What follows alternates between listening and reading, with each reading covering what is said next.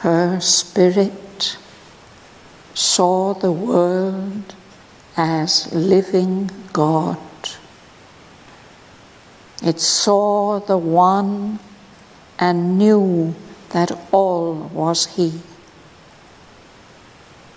She knew Him as the Absolute's self-space, one with herself and ground of all things here, in which the world wanders, seeking for the truth guarded behind its face of ignorance.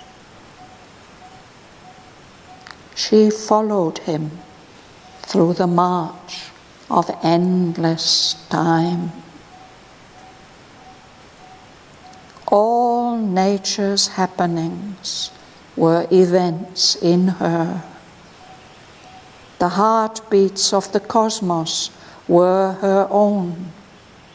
All beings thought and felt and moved in her. She inhabited the vastness of the world.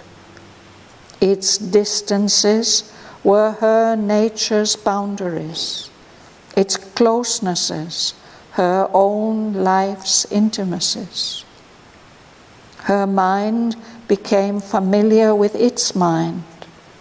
Its body was her body's larger frame in which she lived and knew herself in it, one, multitudinous in its multitudes. She was a single being, yet all things. The world was her spirit's wide circumference.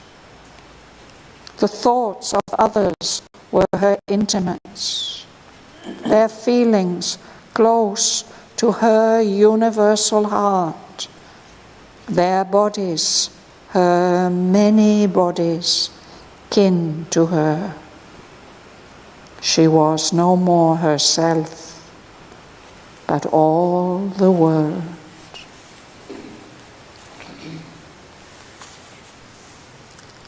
Out of the infinitudes, all came to her.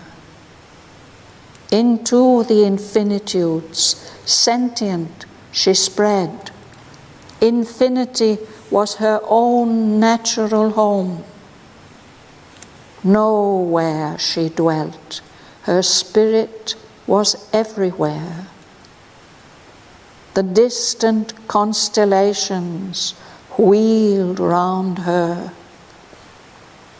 Earth saw her born. All worlds were her colonies.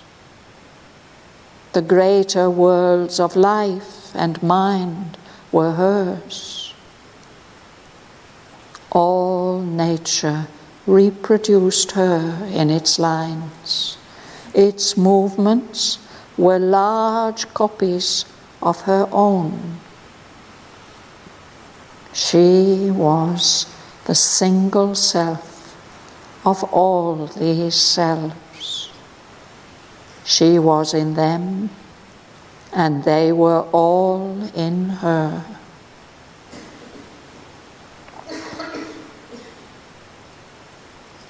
This first was an immense identity in which her own identity was lost.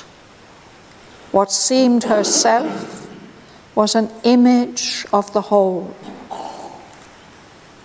She was a subconscient life of tree and flower, the outbreak of the honeyed buds of spring.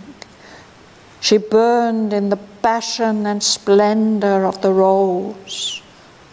She was the red heart of the passion flower, the dream white of the lotus in its pool.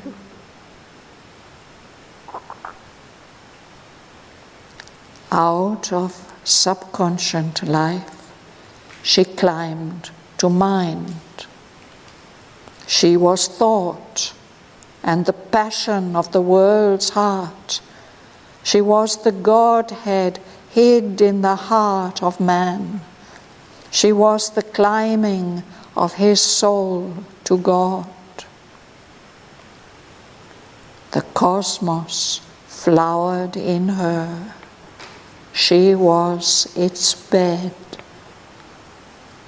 She was time and the dreams of God in time. She was space and the wideness of his days.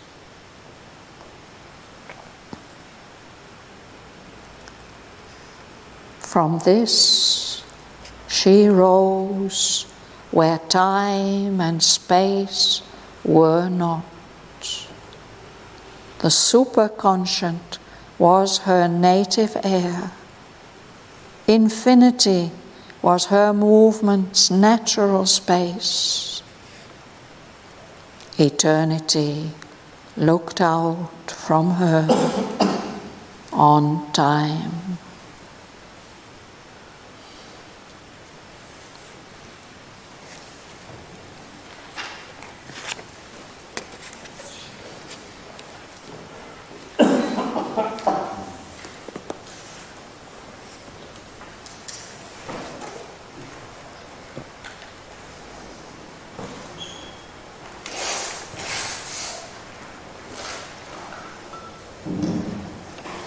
Thanks to Sri Aurobindo.